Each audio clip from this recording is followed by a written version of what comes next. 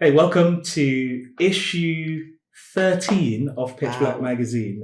This issue is for our 3rd year anniversary. We are absolutely delighted that we've done 13 issues and been going for 3 years. We're 3. We are absolutely 3. And we've got a treat for you for our third anniversary cover story. We have got the wonderful Rob Pierre. Mm-hmm. Now, you may not have heard of Rob, but you probably have heard of Jellyfish, which is the company that he grew for about 18 to 20 years or so. And in fact, before I steal Rob's thunder, let's introduce Rob and we can get the conversation going. So welcome, Mr. Rob Pierre. Thank you for having me. I'm excited.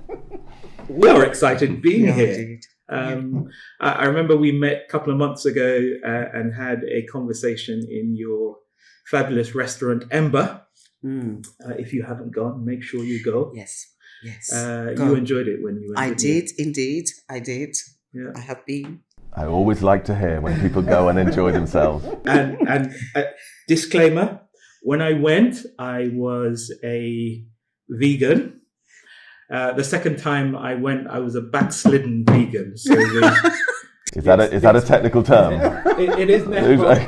Apparently, if I say it long enough, it will become part of the lexicon. Oh dear. But thank you so much for hosting me the last time. And of course, Judy and I went and had a fabulous time. So I had to go. Go and eat at Ember. But we're not talking about Ember. We're talking about Rob and your wonderful journey at Jellyfish, which is really a digital marketing agency like no other, literally. So really, we just wanted to have a conversation with you, find out about you and about the journey, and just pick up some nuggets, because you don't build something like Jellyfish that's so unique without doing things slightly differently. And I think we want to hear about that difference so that some of us can actually apply it to our businesses and our careers. So let's go back to the beginning. Beginning before Jellyfish? The original before sort Jellyfish. Was there a business spark? There was, I think, so the very quick version is I was born here in the UK. My dad was in the Royal Air Force. He's from Trinidad. Met my mum here in the UK. And I was living here for 4 years. Okay. And then I went to Trinidad with the whole family when I was 4 years old. So my whole childhood was in Port of Spain in Trinidad. Very nice. What was that like? What was that like? Well, it's interesting because Trinidad isn't necessarily the paradise that a lot of people will believe in the Caribbean, palm trees and beaches. It's quite industrial. I lived amongst a lot of people, and I think this might be the start of the story, because it's one big hustle in Trinidad. There's less legislation, so I suppose you could be quite entrepreneurial and start up a business, and I saw it everywhere. So people were trying to make sure that they could see a demand and a need and find a way to provide a solution for that. And so there was a lot of people, a lot of small businesses and enterprising people within Trinidad. So that might be part of the story. There's definitely one individual called Bernard Leakett. Okay. And he lived on the corner where I lived, and he was the ultimate entrepreneur. I mean, he had maybe 6 or 7 businesses, sometimes all running at the same time. He did tinting of car windows. He did replacement number plates. He bred and sold goldfish. He had a auto parts company and shop. He had a video shop. He had an arcade. Wow. He had a Chinese takeaway. Wow. I mean, and I had nothing else to do. All at the same time? Pretty much at the same time. So I was watching him do all of these different businesses, and the amount of people that came and congregated around the corner, and I just hung around. I mean, admittedly, I was hanging around to try and get free tokens to the arcade. that works too. But like I say, my children spoke in perfect grammar one day. They turned around and said, "Daddy, can you please pass the milk?" which is like a miracle when they're 2 years old, because no one taught them. So it's all observation and imitation. So I'm wondering, just being around this environment and this person, did I start to pick that up in the same way you pick up how to speak? You know, you don't know what you're learning, do you? Absolutely. So I suppose that's actually part of the story. Bernard Leakett was his name. Love it. Love it. And because we like to ask if there are early specific role models, and it's really interesting to hear that you've had all of this whole community of enterprise going on around. Right, and I think on that subject, my grandpa in Trinidad, you know, I've got pictures of him in the hills with his parents in galvanized shack, pretty much, no running water, and then he's the one that actually ended up running a company, and he had an insurance company, and then he had one of the signature houses in Port of Spain, and so I suppose I heard my aunt talking about him the other day, and she was saying he was a man of very few words, but when he did speak, people listened, and he was the person that I felt comfortable without having to say anything. So he had one of those reclining chairs, sat in the corner in his porch, and I would go to their house, and the first thing I do is walk straight up, sit on his lap. He's doing the crossword, he's just sitting there, and I just sat there. And it was like a little, no words, just presence, aura, comfort, you know, all of those things. So infusion. Yeah, exactly. Yeah. And so I've got really fond memories of that as well. So yeah, I think I grew up in Trinidad up to the age of 14. Okay. They're educated. It's all about education, obviously, in the Caribbean islands.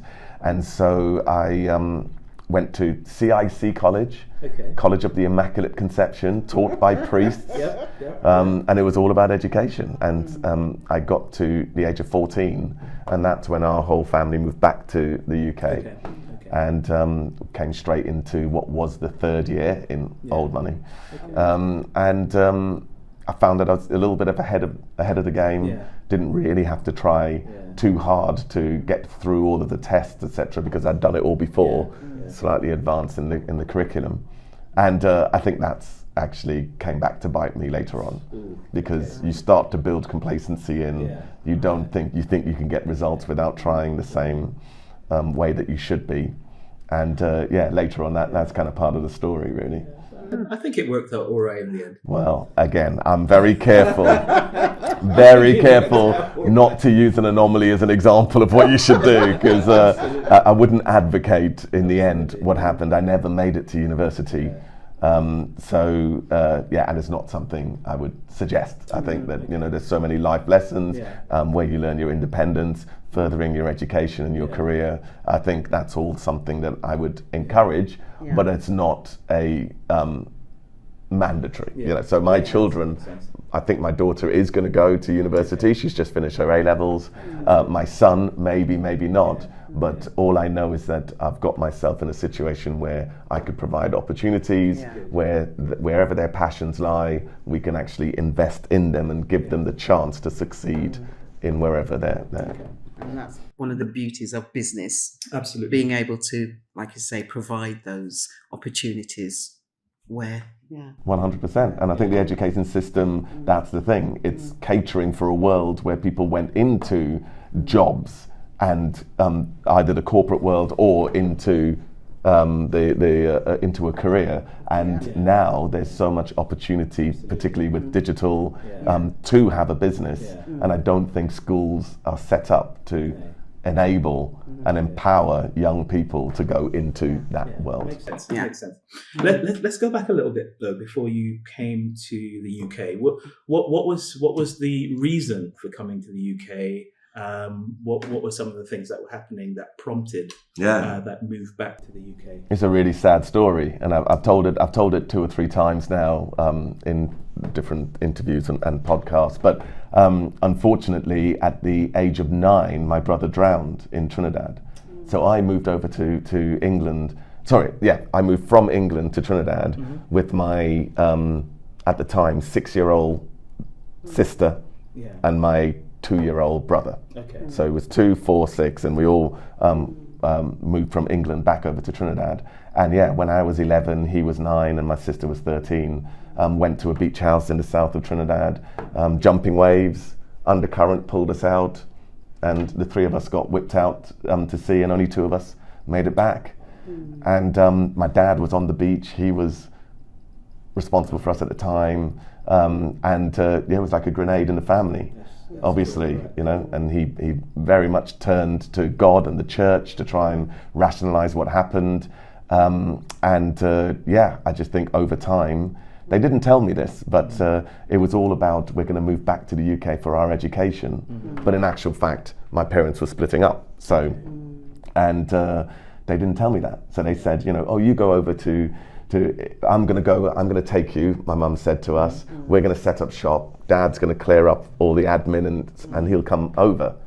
And it's like, 1 month goes by, 2 months go by, and it's just like, well, when's Dad coming? And then that's when they broke the news. So again, I admire them for I guess they were trying to protect you. 100%. Yeah, I got nothing but admiration and love for how they handled what is just the most tragic scenario.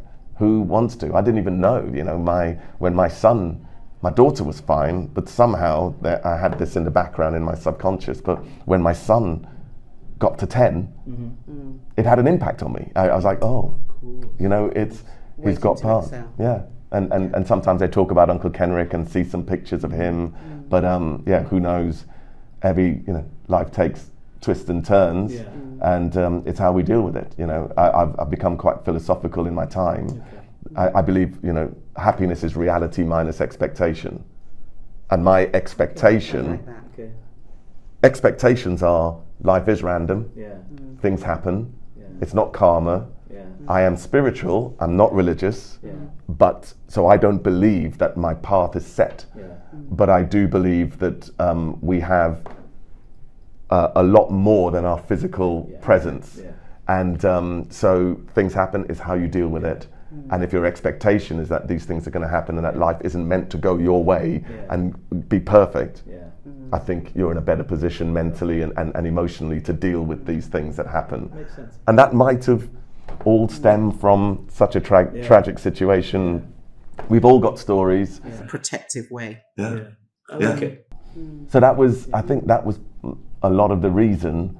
And then, so I ended up here with my mum, and we were in council housing at some point, and then that was the start of our journey here in the UK. And what was the transition, the bedding in to the UK like? Because you hadn't been for 10 plus years. Correct. Very weird. I landed in the UK, in Surrey, in Redhill in Surrey, in a state school with the strongest, thickest Trinidad accent, using a vernacular that no one really understood. And the smells were different, the food was different, the teachers, my family that was around me every day, the fruit that I used to go and pick off the tree is no longer around me. It's literally no beach. No beach. It's well, Brighton Beach didn't really count.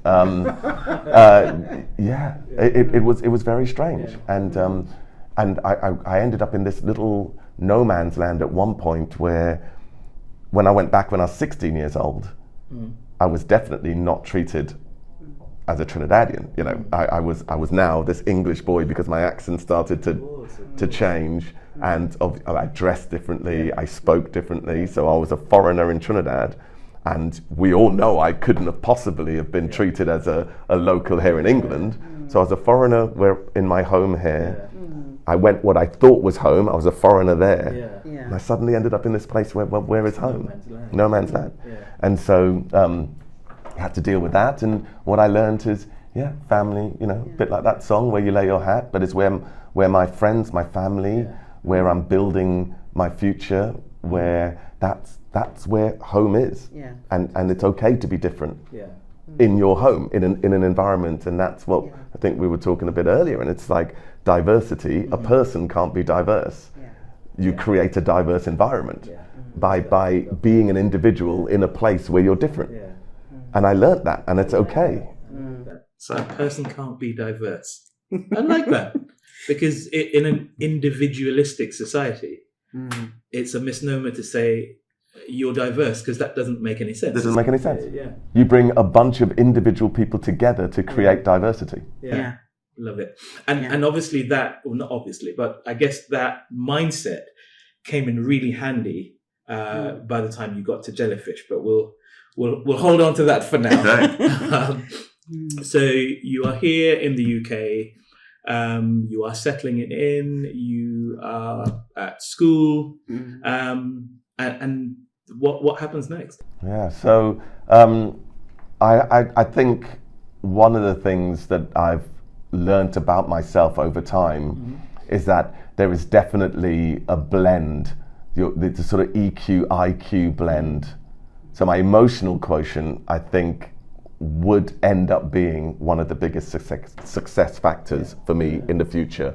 But I was also quite logical and sort of maths and lateral thinking, and I definitely enjoyed that. And it's that blend.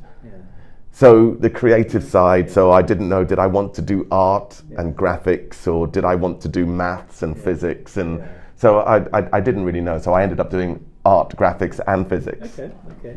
A-level. Didn't have a lot of money, was thinking, university, etc. My sister had already gone through, so she went to King's College, got a first, then went and got a PhD in Cambridge. So she did the academic route. Very proud of her. No pressure at all. Exactly. So she's like paving that path, and I'm like, oh.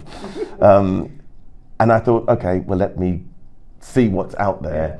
And I came across the IBM computer studies degree, sponsored by IBM. So they pay you. And back then, I mean, I'm talking... That was gold dust then. Right. IBM. And I'm going to show my age, because what was that, 32 years ago, this opportunity came. And I think they were paying something like $30,000 a year with a guaranteed job at the end. And so I thought, okay. And I did the application and got through to the sort of assessment phase down in Portsmouth at their HQ. Did the 2-day session, and it was like lateral thinking, role playing, interviews. They were even assessing you whilst you were having dinner, and oh gosh, I mean, it was really, it was really quite intense. And Truman Show. It is. I mean, it was.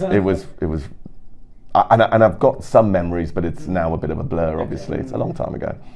And the great news is they believed that on display over those 2 days, through their very thorough testing, that I was appropriate for the course. Fantastic. And so I turned my life around. As you can imagine, I'm now on track to compete and to be there like my sister, and but go on to work within IBM, and didn't read the small print. Pending your A-level results. Okay. Failed physics, A-level, and they retracted the space. So, and that's another moment in my life. Dust yourself off, get up, try and figure out, how do I deal with this situation? Don't know what happened, and so there's two things, lessons there. One, I went back to, this is why I was talking about becoming slightly complacent, and it became a habit, and I thought that I would be able to just ride this, but when you get to A-levels, you've got to apply yourself slightly differently. The second thing is that how on earth can a company put you through a long, laborious application process, select you to come and do a 2-day assessment where they've tested you for exactly what they're looking for. And you fit. And I fit. And then on a piece of paper. On an arbitrary exam, on a curriculum that is not relevant, which technically has on one day, 2 hours of my life, instead of the 2 days, they've now decided that that's now made me invalid for the process. I mean, a bit like Batman, his parents die and he turns into Batman. I think that for me might have been a moment that it flipped, and I said, okay, one day, if I own a business or if I'm able to create something, this won't be the way. This won't be the way that you assess the suitability of someone for your organization. And eventually I had the opportunity to do that. And I never once looked at somebody's qualifications and exam results. We found different ways to assess whether you're the right person for the roles. Because anything could happen on the day. I have watched students who I know are quite capable just freeze when the official paper is in front of them. And is that a real life? You know, when you're working, are you given 2 hours, sit down, come up with a solution? It doesn't happen that way. And you're allowed to talk to people and help and collaborate and use tools. You know, nowadays they talk about AI being co-pilots. You know, you can enhance your performance. This unique situation, high intensity, time-bound testing, it's all archaic. It's totally out of date. It's inappropriate, and I think that that's something that needs to be addressed in the future. Devastatingly, you didn't get that job. Yeah. What did you do after that? Well, I didn't have a plan B, so so I just went into the airport, got a job. I started investigating, maybe do computer graphics, and so go the other side and do animation, computer graphics, something like that. I needed a foundation course in fine art before you could even go on to do the course in Ravensbourne, I think it was, I was looking. So I was technically taking a year out, started working within the Gatwick Airport in the retail environment, ended up at Sunglass Hut, and then didn't leave for 7 years. Wow. I found that selling, the puzzle, the amount of autonomy and responsibility that you get as a young person in the retail environment. You know, it's you're in charge of merchandising, stock management, hiring, firing, training, sales, merchandising. I mean, you just think of the all-round skills that you get and the business acumen that you start to learn. And back to your industrial Trinidad, with all the variety and enterprise around you. Exactly. And the hustle, you know, and I enjoyed it. And then I found that I was successful, and this is where I started to learn, do things slightly differently, and that you don't have to necessarily walk along the beaten path. And so, we found lots of innovative and enterprising ways to gain more sales and to get the team to be motivated and work together for a common goal. And then we ended up creating, out of nowhere, they were never on the radar, but the North Terminal Departure Lounge store for Sunglass Hut, we turned it into the #1 turnover store in the world for Sunglass Hut. And there were 2,200 stores. And like Miami Airport and all of these ones. That is no mean where there's feat, a lot more sun. Exactly. And we're not talking about even the biggest airport in the UK. So that's really phenomenal. What was the secret? What was the secret sauce? There's a number of stories, but I think it was just one, observing your environment. And two, making sure that when you see what other stores are doing, so for example, changing all the shoes on the shop floor because the flights are changing and you don't have time to go into the stock room. So like the Nigerian flight goes through, it's size 7s, Japanese flight goes through, you put out size 3s. So we observed that and started doing the same. Empowering people, competition, getting people to sort of healthy competition within, measurement, making sure that you look at all exponentially, improving all of your metrics, the number of units per transaction, the number of accessories, the unit value, number of people across the lease line, all of those things, and coming up with initiatives that support the improvement and incentivize people to improve. And so learning all of that, because it all comes down again to a purpose. When you come into work, you don't want to feel like it's a job and you have to sell this and you have to clean lenses. Suddenly, if you empower people to take ownership of certain initiatives, then it's a mission, and then you see results, and it's cause and effect. And then you test, analyze, refine what you're doing, and then you get the benefit of getting better results, and it becomes fun. You almost, the gamification of what you do on a day-to-day basis.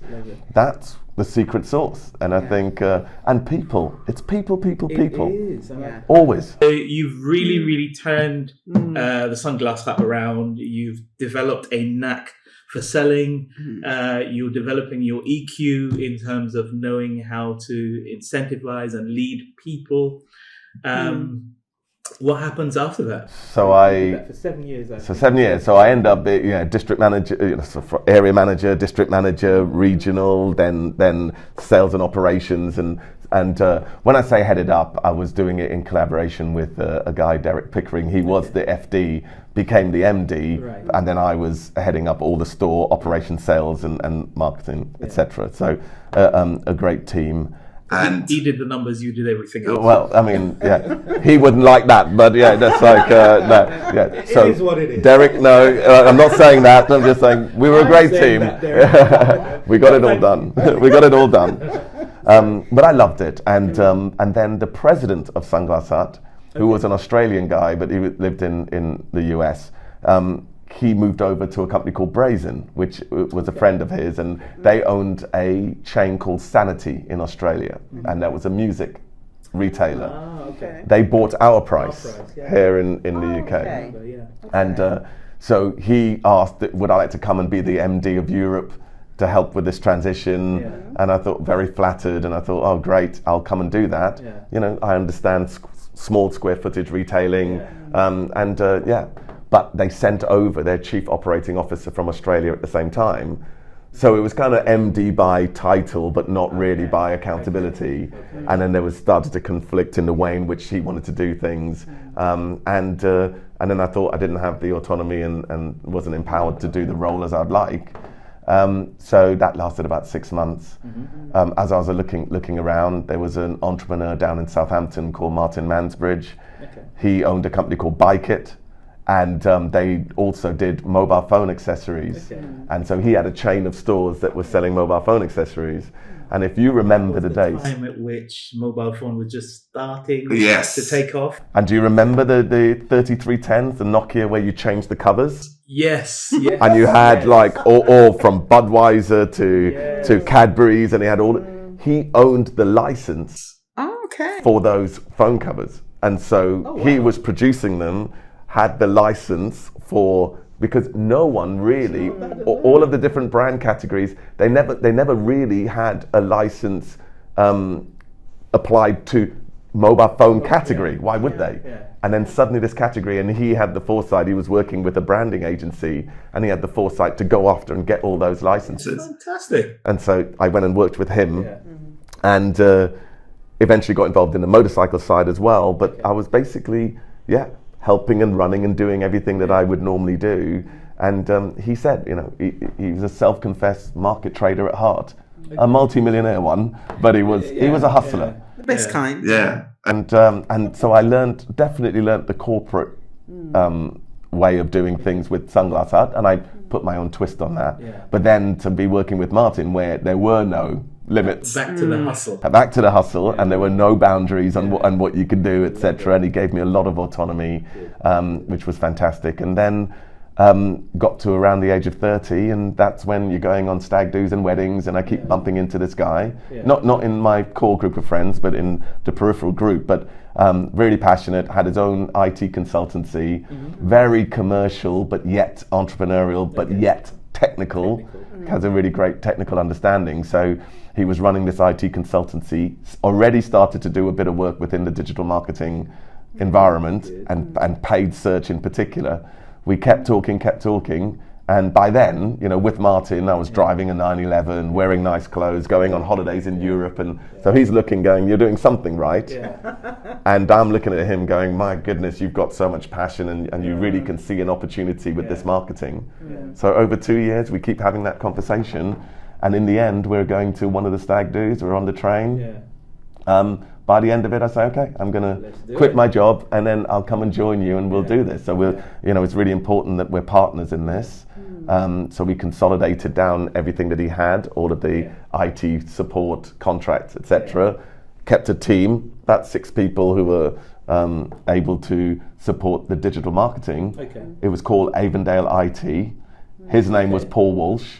So we're still great friends. We actually live on the same road now, so unbelievable. Both his son and my son are gym buddies, and it's been a long marriage. But he hasn't been involved in Jellyfish for a very long time. But we spun off another company. Anyway, that's a complete. I go on a tangent. And that's good that ended in such an amicable way, because sometimes it doesn't. Sometimes it doesn't. We had a number of secrets. We knew, you know, if you looked at the Venn diagram, some of our skills, and we're both very strong personalities, and there was a lot of crossover. But from very early on, we came up with some methods to deal with those potential conflicts. And, you know, it was a value that lived in Jellyfish right to the end, which is, well, not that it's ending, you know, until my time. We'll get to that. To my exit. But it's all of us against the problem. Both of us against the problem. The issue you get sometimes is that you start off trying to resolve a problem, and then you fall into the trap that you want to be right. You want to resolve each other. You want, or resolve. It's got to be your way, and not dealing both of us against the problem. And then so if you take that mindset, and that worked really well for us. And we have things like compromise points. You know, if we really were conflicted in the direction of travel, then we just who cares the most? Who has either some skills, knowledge, experience that is more appropriate to make that decision? And if I do say, okay, I'm going to compromise, I'll take a compromise token. That's yours. So next time, you know, I'm in credit. So it can't be just one person always winning. And that became really successful. But that was the easy bit. The hard bit is when you do take your compromise token, you can never say I told you so. If it doesn't work, you get right behind it as if it was your idea and that you were passionate about it, because you can't take the coin, the credit, and then be a disruptor or a detractor from that idea. And when we go out there, like you would say with parents, you've got to be watertight. We were one voice and everybody knew we were doing it together. And they would hear us. We would have these debates, but everybody started to learn. We were having the debate to get to the right solution, and then once we did come, we were a unit. And those type of methodologies started to bode well as things become really pressurized. Because, you know, when you have even the slightest crack, then water gets in that crack, and then when the deep freeze comes, what happens? It explodes. And, you know, those pressurized situations are those deep freezes. And so if you don't have any water getting into any cracks, you could get through as a unit at a later date. So we found that really quite. That's really refreshing, because I think that's going to be so empowering for people to take risks and make those decisions. Absolutely. And we would, you know, what do they say? You know, there's no point in having a mind if you can't change it. There's no point. And we always said, that's another thing that we did. We also allowed ourselves the ability to pivot. It's the same thing. It all stems from the ego. That if you make a decision, if you think that you're going to be judged, you have to see it through. But that's absolutely not the case. Always make current decisions. And you may have had a conversation that gave you new insight. There might be a new technology that does it differently. You might have a different team. Circumstances change all the time. So make current decisions always. That flexibility, it's I'm awesome. the king of pivots. Doesn't always go down well, because I love to pivot. You've got to be current. What's happening? Yesterday's gone. You are here now. But I bet what doesn't change is that what you're crystal clear on is the outcome and the mission and the purpose and what we're trying to do. So if everybody's laser focused on that and they don't see that changing, there's less heat on pivoting on your direction of travel to get there. So that was another key. It just reminds me of something I read about you. I think you said, in terms of making a decision, a bad decision is not as damaging as indecision or something like that. Very good. More is lost from indecision than wrong decisions. Absolutely. I remember reading that, and I think because this value I share. I'd rather make a quick decision and it be wrong than miss an opportunity. Agonize thinking, what should I do? Procrastination is the problem, and you can't miss a lost. You can't miss an opportunity. Because Colin's way of saying it is done is better than perfect, and I used to find it so infuriating, but I used to. You know, but I just listening to you there, it's so refreshing. It's so refreshing. If you've got that mindset, it's going to empower people to take those risks, and everybody's behind you, and pivot if it doesn't go the way you wanted it to go. You're going to pivot to keep it in the right direction for the outcome. All those successful entrepreneurs and the budding entrepreneurs, they need to understand that sometimes the thing where you really do make the money or have a success or have an impact on this world isn't the thing you started off with. Yeah. Absolutely. But you've got to be in the game. Yeah. So you could. It's not IBM. Yeah. It's not art school. There's that whole story, isn't there? It's like, it could be good, could be bad. Everything happens, and it's like, until you don't even know. People ask me often, what's your biggest mistake? Yeah. I can't recognize it because you only know something was a mistake retrospectively if it's final. But if you are pivoting, at what point was it? It's just part of the journey. And actually, if it pointed you in another direction because that didn't, how do you really look back and you just love it. So it's cliche. Everybody says, learn, fail fast, but again, when people say that, they've got the curse of knowledge. They know what they mean when they're saying it, but I don't think people really hear what you're trying to say. Yeah. And only when you have this type of conversation do you know, it's good, do it, get involved, you start learning, because there's that whole Dunning-Kruger impact where people are more confident about a subject the less they know about it. And so, it's a proven study by these two psychologists. I know. Say that again. So people are more confident about a subject the less they know about it.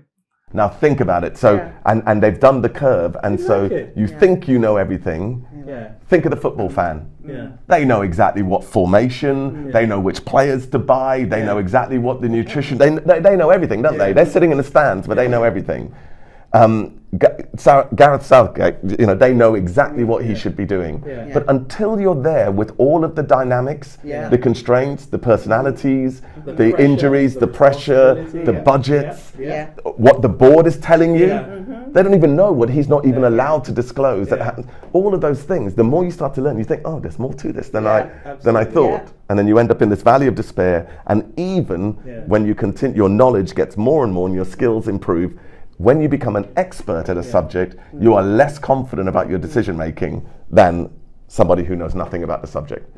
And that's why sometimes arguments, you realize you're trying to have a discussion with an ignorant person. And I don't mean ignorant, people misuse the word ignorant. I don't mean stupid, I mean ill-informed or ignorant about a specific thing. Yeah, exactly, not knowledgeable about it. Trying to have a discussion and a debate with that person, it's very difficult because you're like, well, you don't understand the ramifications of what you just said because there are all these other dynamics you haven't even considered for 1 second. And so, I think that's what you got to try and avoid as you go along. But I think it also belies something else because your working agreement with Paul Walsh, Paul, it displays a high degree of emotional intelligence because unfortunately, and I could get shot for saying this, within the digital space, it's not always known for people with high EQs. Well, it's known for people with very high IQs. And I guess lending credence to what you were saying earlier on, because they know they're going out there to tell everybody else, that's not how you do it. You've got to do it my way because I know everything about it. But that's not what you were saying. You were basically saying, hey, let's discover this together. Let's respect each other in this process.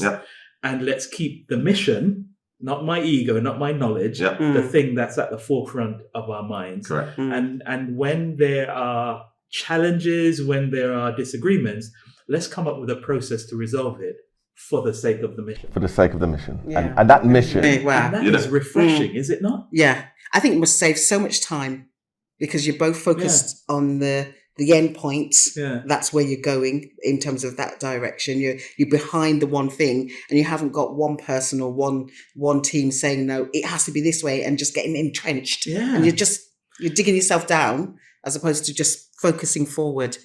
And I can think of a lot of leaders, digital leaders. I can even think, maybe I need to go to the RPSOL, which is the Rob Pierce School of Leadership. RPSOL, there you go. Well, you can learn all of those things. Him say it. Does that mean you've now, do you own the IP now that you said it first on camera? No, it's all yours. It's all yours. There are witnesses. RPSOL. So at some point, Avondale IT morphed into more of a digital focus, which became the foundation of Jellyfish. What was known, or what became known Jellyfish? As Jellyfish. Correct. Tell us a little bit about that transition. Yeah, so that was interesting. Obviously, we knew we were going into the digital and media world, so Avondale IT wasn't going to cut it as a name. So the first process was to put our positioning together to understand what our proposition is going to be. And definitely we took the attitude that we got to try and be the best. And in order to be the best, one of the biggest challenges is scale, etc. So you have to go as niche, exactly that. Keep going as niche as you can until you are the best. So, we actually positioned ourselves as the number one paid search agency in the publishing sector, which is where we were concentrating, on a performance model in Reigate. No one can argue. We were the best. That's it. If that's how you describe yourself, you're the best. Obviously, there's no scale. Anything where you go to the long tail, it's very niche, but it hasn't got volume. And so the idea was to become the best, to actually expand in that area. So we got more and more publishing clients. We got more and more revenue. We started to learn our trade, and then we could drop off Reigate, and then you could drop off the publishing sector. Then you can drop off performance-based model, because you're now able to charge with fee revenue and recurring revenue, etc. And then we ended up, just slowly but surely building the business in an organic way. But obviously, the challenge often comes, and I think I said this at the Goldman Sachs 10,000 Small Business Conference, and I, got this murmur in the room when I said, the most successful businesses are the ones that are going to fail. And what do you mean? Please unpack that. What does that mean? It's like, I think I know what you mean, but I don't want to presume. Okay. What do you mean by that? I mean is that I always use the analogy of a JPEG versus a vector image. And a vector image is one that, the file can scale to the side of a business. It doesn't lose its integrity, quality, whereas a JPEG is pixelated and it looks great that size. Stretch it too far and it just turns into this blurry mess. A lot of small businesses are a JPEG. And the time and effort haven't been put into the infrastructure, the technology, the team, and so on, because it's a lifestyle business or it's an embryonic business where people are wearing lots of hats and they don't have the funds and the ability to put enterprise level solutions in place. I love it. So it's the really good business that has a really great product and a great sales team, etc., and wins that big client, or goes viral because their product's great, and then suddenly you've got to deliver on a scale that you have no infrastructure to do, and then there goes the JPEG, and then you've lost, and then it goes pop. And so actually the really good businesses, right at the time that they're going to be successful, can't cope. And so that's what I mean. And so we were in that situation where I think we knew that up front, and we were building in the resilience and the systems and the process, and we're all into systemizing things. And when or productizing, as I called it at Jellyfish, and that's methodology, technology, and human capabilities coming together. And it's systemized in a way that is packaged up so you can get continuity. You constantly evolve, test, analyze, refine. And as that system, it's the one place. It's the single point of truth. That's the way, that's how we do it. That's the acid test. That's it. But it's not restricted. Technology and human capabilities coming together. But it's always one place. That's how you do it. But you can innovate. You can change it. But when you do it, it goes back to the central spot, and everybody then benefits. Otherwise, so you don't end up with little teams doing it differently. One doing it brilliantly, but it doesn't feed back in to empower the whole organization to continue to do it that way. So we did that really early on. Which is remarkable, because at this point you are nowhere near the scale that Jellyfish is today or was when you exited. So that and it just works, doesn't it? Well, again, you're just putting in the foundations to turn it into a vector. You know, you realise that these things are important, and we often invested up front to make sure that we had the right people or the technology, etc. And don't get me wrong, I'm now speaking with a hell of a lot of retrospective wisdom. So I'm sitting there going, I can't remember me when I was 34, 35, 36 going through all of this. But I do know now. And last year, right? Exactly. I already blew it when I said how long ago I was looking at university.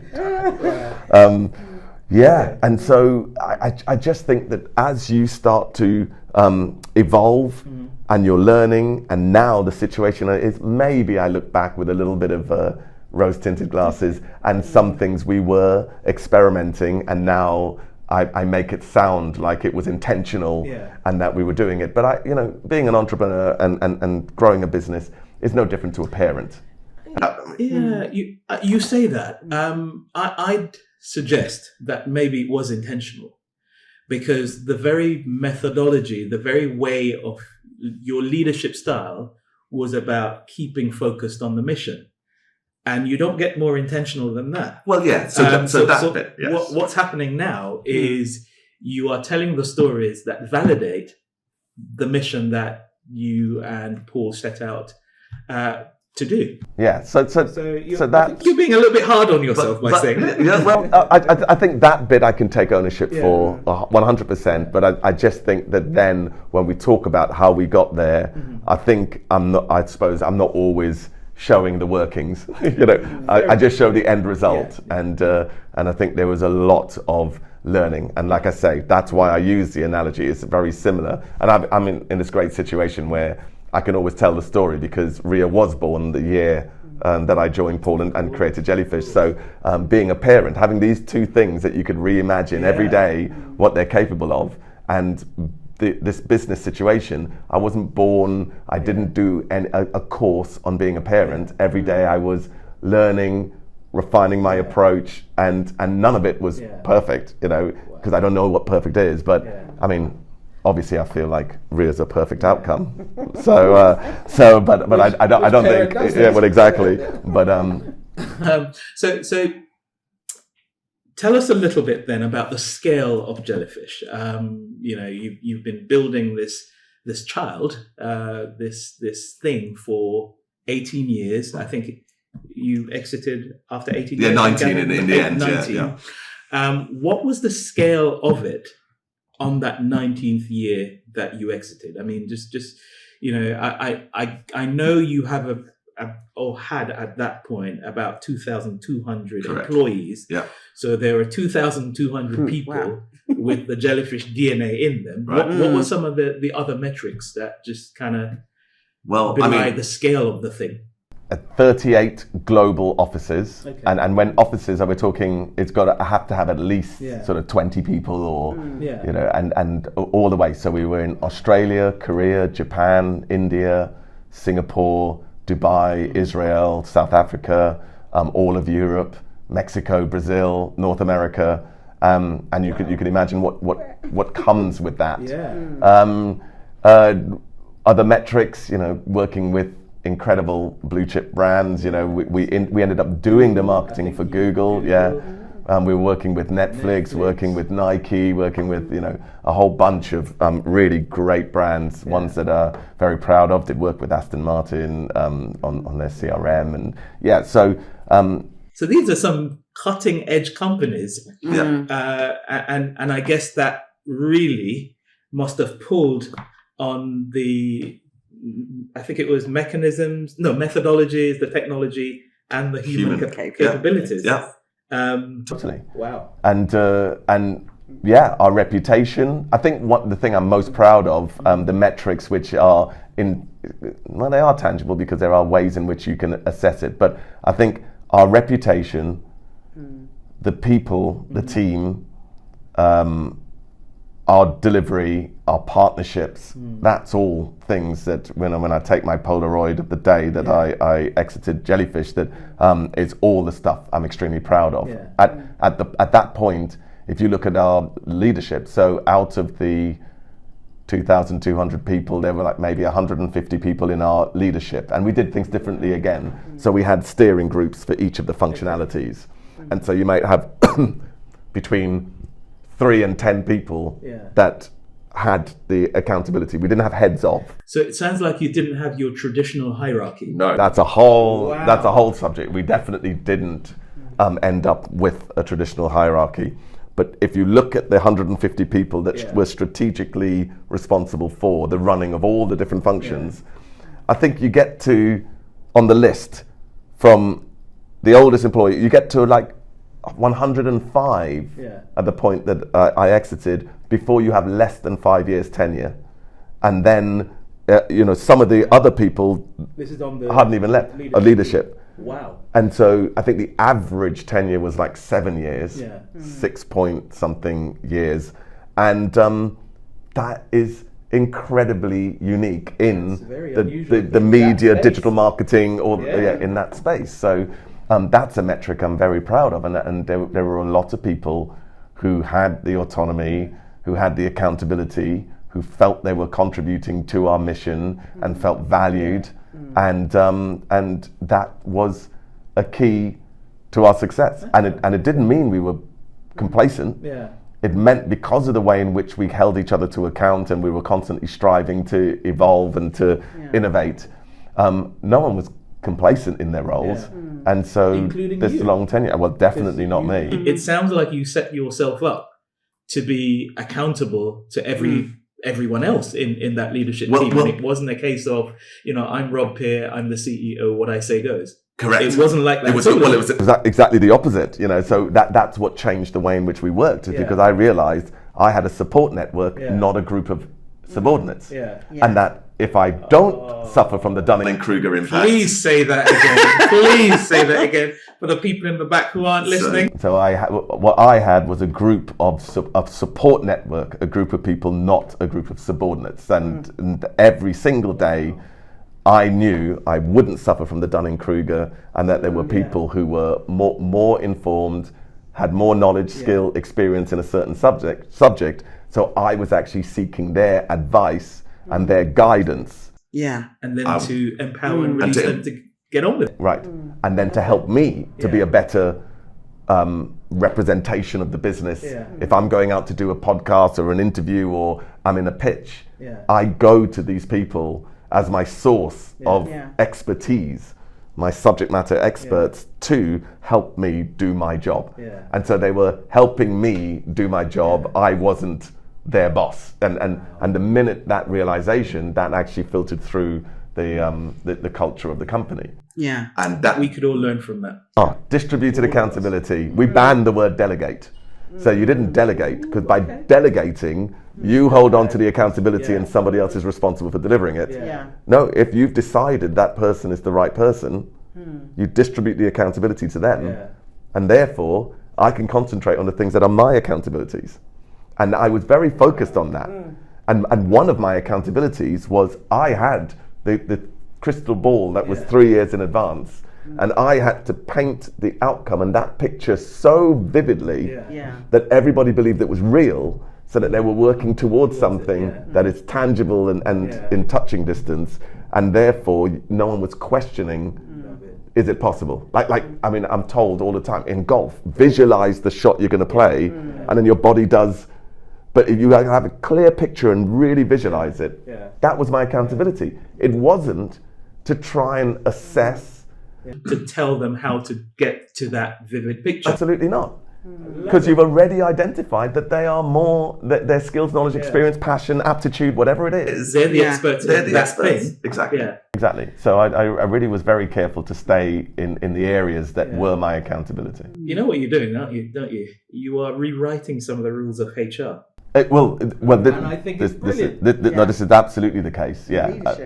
It's very difficult to do just pieces of what I'm describing. And culture's a symptom. A lot of people say, one of the strengths was the culture, and you might even hear a CEO go, we need to improve our culture. Well, no, you improve all the things that will create. You're talking about whole-scale disruption here. Yeah, absolutely. Ripping up the rule book, rewriting it. with the DNA and the culture and the mission in mind. Right.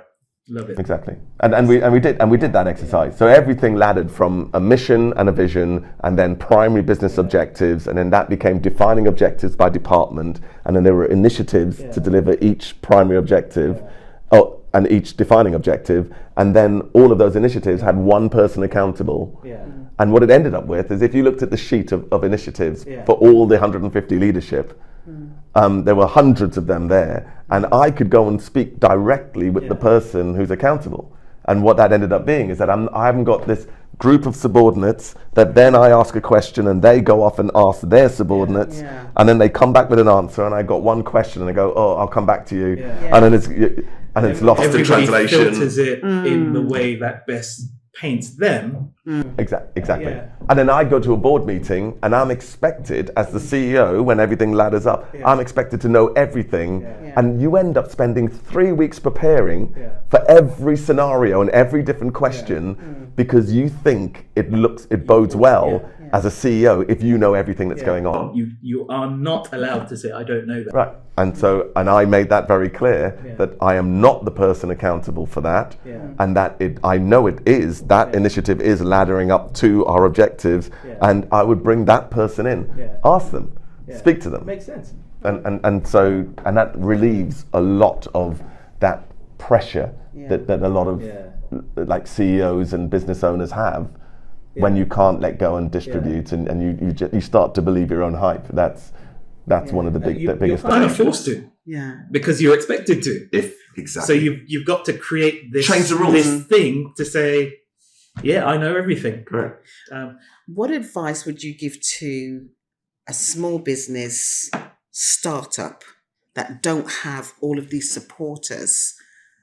How do they kind of like embed that culture right from the beginning? Well, I think some of it organically happens with small businesses, where you think more about the initiatives and the capabilities of the people around you, and you don't put things into roles. The first thing is not try and create roles. Have this clear view of all the initiatives that ladder up to your objectives, and then match people capabilities to initiatives.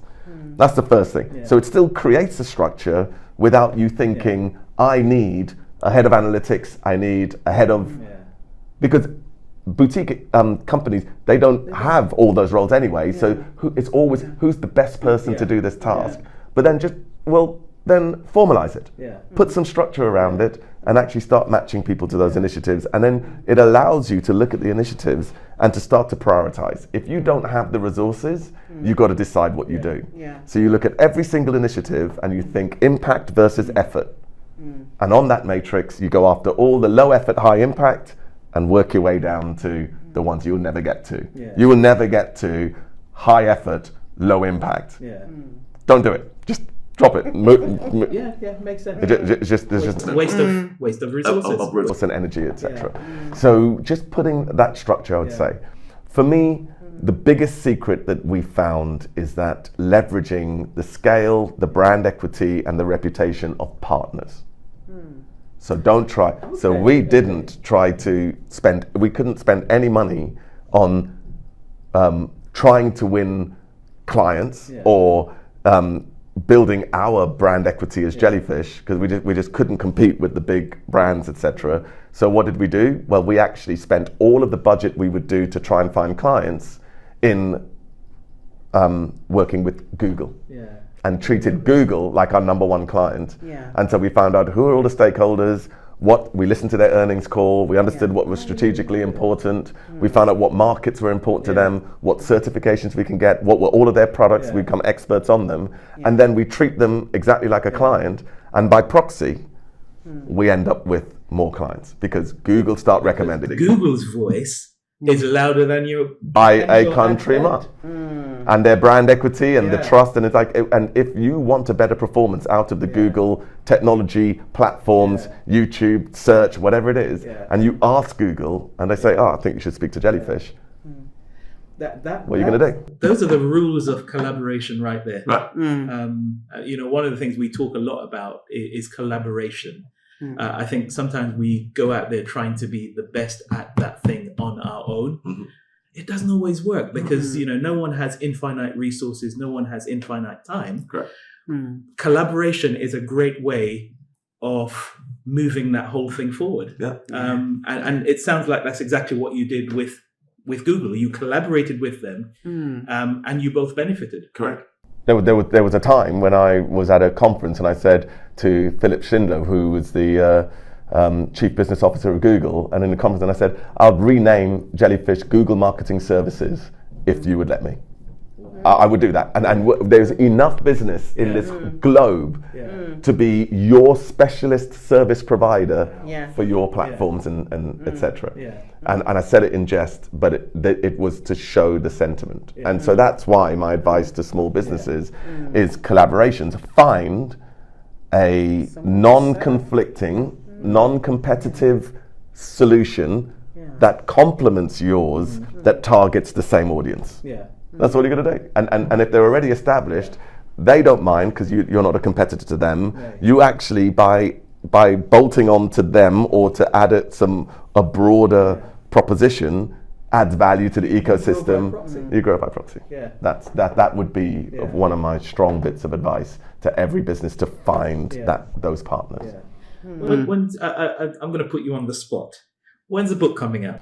Well, I mean, there's a few it's all right. There's a few conversations. I mean, whether it's a book, a TED talk, frameworks, white papers, all of those things. I'm definitely. I've gone past keeping my powder dry. I've spoken to so many people about these concepts, but because I think for you, these were quite normal things because you just did them. I think for many of us, they're quite revolutionary because we've been taught, you go to business school and they block you in, you do an MBA, this is how it's done. But that's not really how it's done because you've got to match the competency with the environment and with the mission. And I think it sounds like that's exactly what you and the team did at Jellyfish and said, you know what, tear up the rule book. The number one rule is this is where we're headed. The number two rule is we're not allowed to, fight each other. We're going to fight for the mission. And all of those things, they sound good on paper, but they're incredibly difficult to make happen. And you did that, with your team. And you have to change. You literally have to systemically change how you reward people. There are too many times the verbally dexterous person in a meeting, or the one who schedules their emails to their boss at the right time, the ones who go for the cigarette breaks, the ones who know exactly what to say and to flatter their bosses and all of that. So they know how to play the game. Right. So we took all of that out because I mean, even the system, what it allowed us to do is that because you didn't have a boss, how do you get promoted? How do you demonstrate that you're adding more value? Well, you submitted a business case. And there was a panel every quarter, like a jury. And you had these business cases that were very simple in essence. It was, if you think you deserve a pay rise, why? And it was just tangible outcomes against what your initiatives were. And is it over and above what we expect of the role? And the beauty of it was, because you had a support network, so everybody had a people partner, they anonymized that business case before it got to the panel. So all unconscious bias is taken out anyway. So it doesn't matter. You could be black, white, male, female, 50 years old, 20 years old, gay, straight. It's not relevant because you can't unconscious bias the clues in the word or in the phrase. You can't. I love the way you said that. And then you have a people partner as well. I love the way Rob said that so as if much it's stuff. the most normal thing in the world because you don't have a boss. That is revolutionary. So it sounds like the structure was completely flat. Well, it's not flat at all. No. See, that's a misconception because there are career stages. So you can be an executive, a manager, a senior manager, director, senior director, VP, executive VP, senior VP, or chief solutions officer. You could have all of those career stages. So your different level of strategic input or leadership, it had leaders, but not bosses. So you didn't have people managing who was responsible. But in terms of the hierarchy, that didn't exist. Well, a pyramid hierarchy didn't exist. A hierarchy did. So you did have more senior people. Stages. You had career stages. And as an example, you could be a director, analytics, or a VP Analytics, and what your accountabilities are would be related to you. Because if you think it's still focused on your capability versus the initiative, but your seniority dictates how either strategic or what your leadership accountabilities will be, etc. Okay. So there are still those. And one of the things that we were, again, trying to get rid of, because what we found early on is that you would have, here's an example. So you know those career stages I just called out. Yeah. So what ends up happening? So your executives are join the business. They're very impressionable, bursting with ambition and talent and aptitude. Who are they've got a boss. And who's the boss? The next one. The next one in the. So that is like in school. You make sure that your third years are taught by the fourth years, not teachers, not the people with all the wisdom, experience, etc., and the capabilities. So they can't go anywhere until that person gets displaced and blah blah, and it gets harder and harder because you're going into this pyramid, and then the people at the top are the ones that have delegated everything. So everybody could be brilliant at doing it, but who gets all the blame or the credit? And trust me, the credit is totally absorbed and taken. The blame somehow seems to get gets delegated and pushed back down. The system is broken. And so we literally systemically changed that. And so people were talking about what they achieved, tangible outcomes. It was anonymized. It goes to a panel, and yes, it was statistically significant. We did that for thousands of people. But what it also created, which was the byproduct, again, doing something you don't always know, and it's not always intentional. One of the great byproducts is that it changed immediately the culture and the mindset that you had to demonstrate you can do a role before you get it. So we flipped it on its head. Because you were submitting a case going, I did this over and above my role. Now can you give me... I think I can do this. Not even think. I've demonstrated I can do it. I've given you no choice. I've been empowered. And this, you need to remunerate it accordingly. Correct. And that's changed. It's because so many corporate businesses, like, well, until I get exposure to the information, until I've got the title and the authority, until I've got all of it, give it to me first, and then I'll do the role.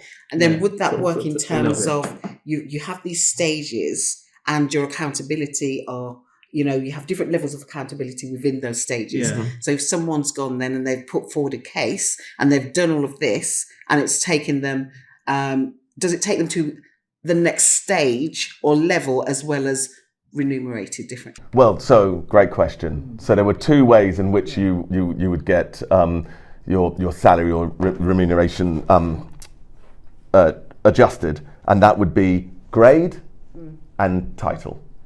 And so you could, so most titles had a band. So a director level, your band, let's say, is grades 8 and 9. But if you're a director and you don't want to change your career stage and therefore your leadership accountabilities, etc., you just keep adding value in the job you're doing that day, you could actually apply for a grade increase where you just get more money for being even better at your job and adding more value. But without changing your responsibilities. So as an example, you're an analytics director and you've created a blog because you're so passionate about analytics, and that blog ends up being the #1 blog, and then we start winning business because and we become a thought leader because off the back of this blog, which is associated with Jellyfish, you could submit that, and then we could say, you deserve more money. So, and if you could end up creating so much value for the company that you're the same grade as me. It's again the tangible outcomes of the value that you're adding is the thing that's going to be assessed, nothing else. A thought just occurred to me. When you named, or when the name Jellyfish came about, was that all part of the DNA at that point? Was that the thinking? Nimble, not rigid, flexible? No, we tentacles. So we purposefully said that we started off with the jellyfish creature being part of the branding, and then we very quickly got rid of it because a brand is what a brand does, and our culture and our people was Jellyfish. The minute you start trying to make those connections, that's where I had a problem, because then people would then turn around and go, oh, does that mean you're brainless? Does that mean you're heartless? Does that mean you have a sting? Yeah. But at least you're transparent, and all of those, and you just. I was just thinking about being nimble. Yeah, no, exactly. But it moves. I mean, word is that that was one specifically for me. Now, where brand tech take it, maybe they will go more into embracing this sort of affiliation with the creature. But I was very careful not to do that. Okay. Jellyfish was the name, and we were Jellyfish. And created the brand around that. It's nothing to do with the creature really. Okay. Wow. Okay. I feel like we almost needed a part 1 and part 2 to this because there's so many questions. So we've been focused on Jellyfish, but there's a lot more to the man Rob Pierre. So I'm thinking about Inside Out. Yeah. Can you tell us a little bit about that? So in the last year I was still at Jellyfish, I got called in to a group of young men at the time. Our latest class has a female in it, but a group of young men, and it was meant to just be an hour's sort of inspirational, motivational talk about my story and just to show my path and just what's possible, I suppose. And it happened to be this group of delegates in the Inside Out program, and we were pro bono. We were training them at Jellyfish, so they all came to the Shard, and we were training them on digital marketing, etc. And then it was only when I met them and I thought, oh my goodness, look at this group of young people, all having left the criminal justice system. But I realized, they're not the lazy ones. I don't condone anything that they've done. But what I do know is that, and Greg, who is the founder of this program, it's his passion project, as he so articulately puts, we're not giving them a second chance. In most cases, we're giving them their first chance. Their first chance. And they're not smoking weed and playing PlayStation and taking benefits and sitting at home. They were doing stuff, and some of it was quite enterprising. And when you actually spend time with them, they're so charismatic and funny and sharp. And they've made some bad decisions, or they were plunged into situations. They were in environments where they were set up to fail. And I just sort of learnt all of this in the space of an hour. And I thought to myself, okay, who's behind this? Found out about Greg McKenzie. He, BBC journalist, was doing it in his spare time as a passion project. He and his twin brother grew up in the care system. A lot of his friends in the environment he was in, they've all been at some point got a lived-in experience within the criminal justice system. And I just I'm big on equality and social mobility, and when you look at social mobility, I think this is like the pinnacle. I mean, they need help because 80% will not get a job. Of young ex-offenders will not get a job. 50% will reoffend within 12 months. 74% if you're black, which makes me just want to cry. And so it shows the communities and the environments and so on. So I just fell in love with the project, and I met with Greg and I said, okay, we need to do more about this. And so you need to come and do it full time. I will put a budget, fund the project to get it going. We're into our second year. We've got 6 new candidates that went through 2024, just done a big shoot up in Manchester. The new range is going to come out, new e-commerce website. We're going to launch a Kickstarter program. We're going to hopefully have a pop-up store.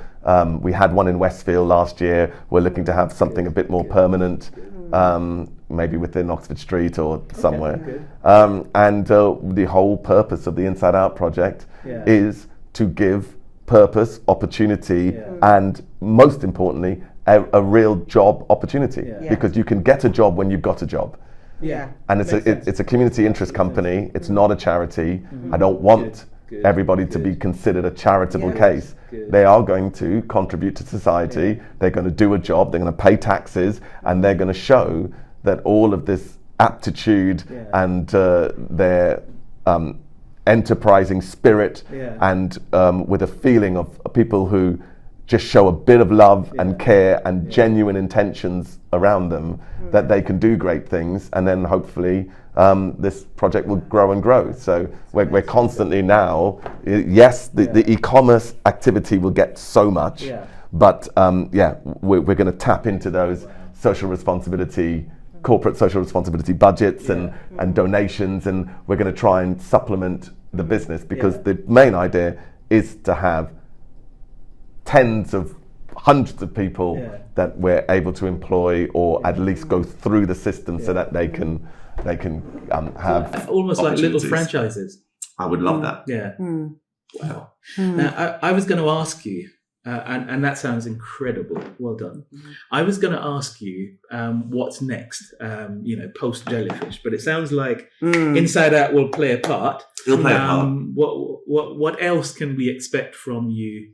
I think it's going to be linked with social mobility, equality in this world. I want everybody, if you've got a certain talent, aptitude, and you have the motivation and the inclination to apply it, you should have exactly the same opportunity as anyone else. If you are going to display those traits and also find the thing where you feel you can succeed. And so that is where I'm playing around with the concept, because we all know about carbon offsetting. Yes. Right? So you understand your carbon footprint, and then you think about the planet. I'm working on a concept which is social offsetting, because all of our privilege is at the expense of many other people. Otherwise, we'd all be exactly the same. We'll have the same funds. We'd have the same opportunity.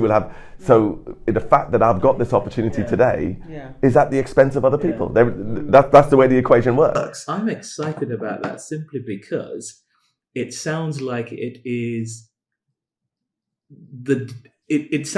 the foundation of a leveling process.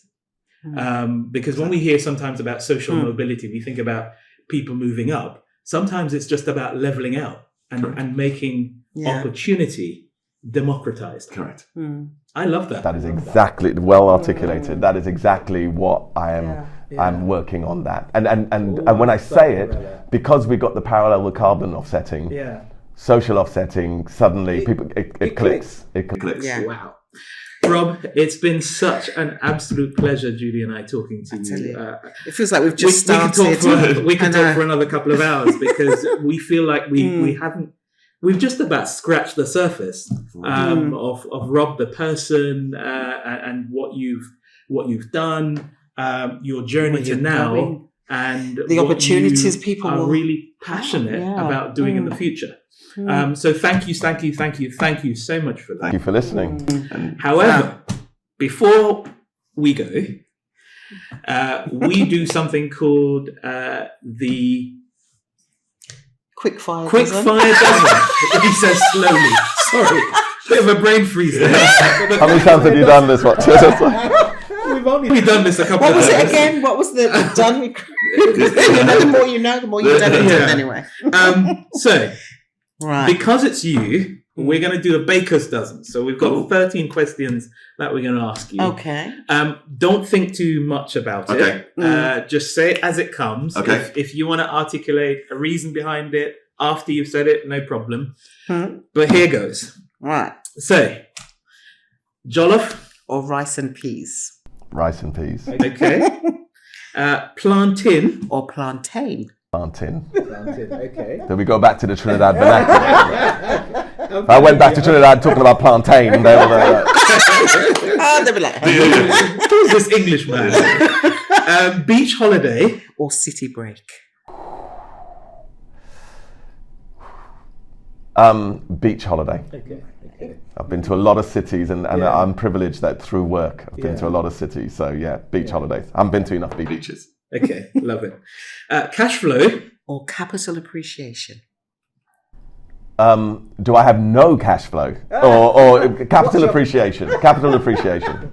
Okay. Right. Okay. Netflix or YouTube. I think I know the answer. Well, I mean, it's difficult because, I'm going to say for pure entertainment, Netflix. For anything to do with how and research and using it to find information, YouTube.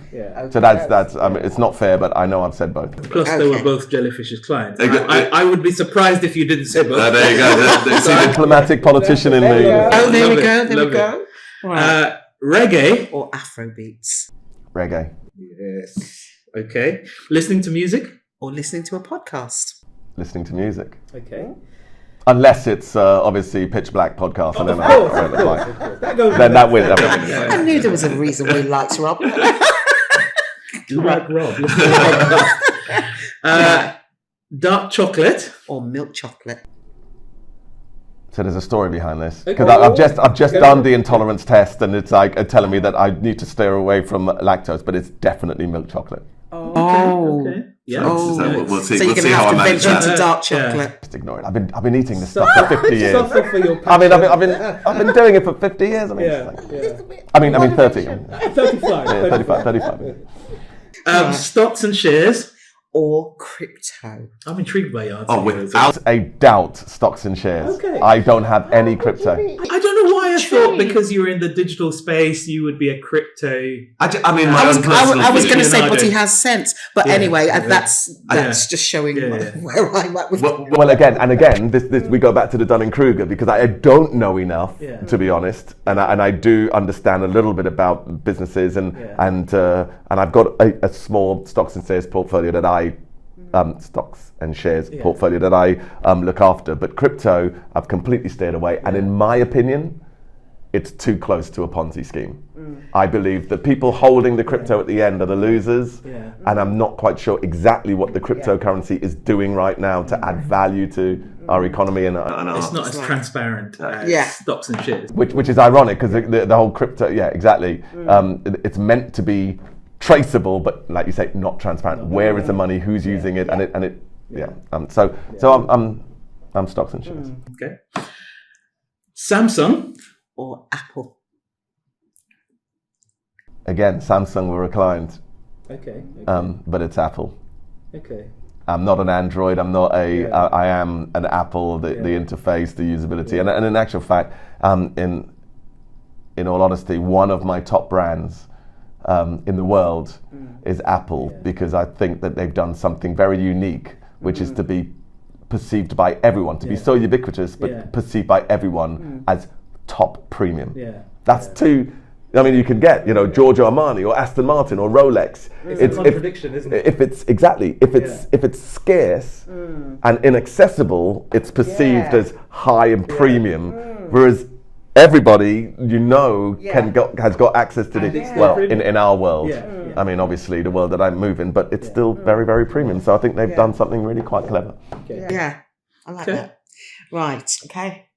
When Rob relaxes, is it a night in or a night out? It's a night out. Okay. I can see that actually. It's 35. Come on. Exactly, and I'm a clinical extrovert. And we started off talking about stag do's. So. Exactly. No, I'm an extrovert. Like literally, I draw and suck energy off people. Good. If I sit by myself for too long, I start to implode. Yeah. So. Nice one. Pepsi or Cola? Coca-Cola. Okay. Coke. For sure. Okay. And then this is the big one. Okay. This is the pièce de résistance, I call it. Okay. He builds this one up all the time. Yeah, there's like civilizations have been built on there we this. go. I thought that was going to be the start. Civilization or not civilized? I thought you were going to say what? It's like I'm going to go civilized. Yeah. This is the massive one. Oxtail or curry goat? Oh goodness. Curry goat. Curry goat. Okay, I thought you. Never mind. I'm the Mr. oxtail man. Yeah, no, but no, curry goat. Because, remember, Trinidad cuisine, of course. it's got a massive Indian influence, so rotis and curries, with bus-up shorten. You see? Now you're talking. And I did another podcast, and I said favourite meal, and I think I said curry, crab and dumpling. Well, there you go. Ooh, that sounds good. Yeah. There you go. Oh man, you can take the man out of Trinidad, but you cannot take the Trinidad out of the man. Look at me. Look at how excited I get talking about this food. I'm all hungry now. Man. Doubles, pilori, all of that stuff. Wow. I think we need to stop now. We do. We're hungry. Just stop Rob, thank you so much. Judy and I really enjoyed spending time with you. Yeah. Just finding out about your journey, finding out some of those golden nuggets and how you effectively with your team rewrote some of the rules in terms of building a digital company or building any company for that matter. And we're excited for your future. We love that whole idea of social offsetting. So we'll be watching with distinct interest. Yeah. It's coming. Please be assured of one thing. We will certainly be celebrating you, cheering you on, and challenging you to go even further because, hey, you're only just getting started. Yeah. That's amazing. Yeah. Thank you so much. Oh, fantastic. Yeah. Thank you very much. Thank you. Thank you. Take care and God bless you. Thank you.